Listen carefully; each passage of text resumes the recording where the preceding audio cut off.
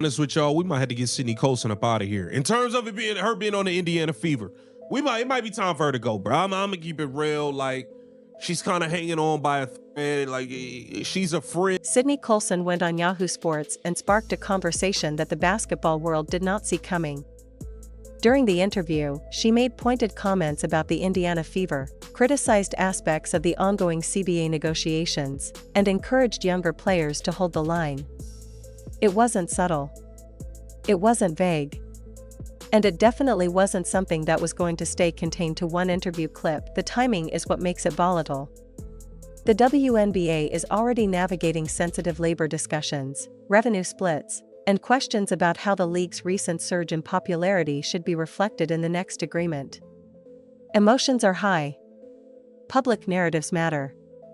So when a veteran voice steps forward and appears to challenge organizational dynamics while urging younger players to stay firm in negotiations, people are going to react. Some fans see it as leadership, a player using her platform to advocate for long-term equity and better conditions.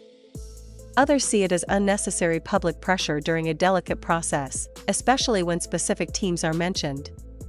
And then there's a third group that views it through the lens of locker room dynamics, wondering how comments like that land internally. What's clear is that this isn't just about one interview. It taps into bigger tensions, generational differences within the league, differing opinions on negotiation strategy, and how public messaging impacts leverage. Once those topics hit social media, they stop being quiet union conversations and start becoming public debates. Sydney Colson was on Yahoo Sports addressing his WNBA CBA, man, and I'm just tired of these people at this point. I'm tired of it. Y'all either gonna sign a deal or y'all not. What you gonna do? What you gonna do? Let's stop playing games, man. Let's stop playing games, man. Owners not giving y'all, they're not falling into $400 and $700 million in debt because of y'all no more. Like what y'all going? Before diving deeper, it's a fair question to ask. Should players who aren't max contract stars or franchise centerpieces be some of the loudest voices during CBA negotiations? Sydney Colson is a veteran and has been around the league a long time. Players in her position often experience the business side of the sport differently than superstars do.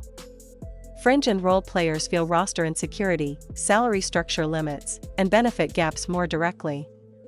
In many labor negotiations across sports, it's actually those middle and lower tier players who push hardest, because the CBA impacts their day-to-day livelihood the most. On the other hand, some fans argue that the faces of the league, the max players, the all-stars, are the ones who drive revenue and public leverage, so their voices may carry more strategic weight publicly. When someone outside that top tier becomes the most vocal, critics sometimes question optics, influence, and whether that messaging helps or complicates negotiations. There isn't a clean right or wrong answer. Labor movements historically rely on collective strength, not just star power. But perception matters too, especially in a league navigating growth, media scrutiny, and evolving public support. So the real debate isn't just about one player speaking up.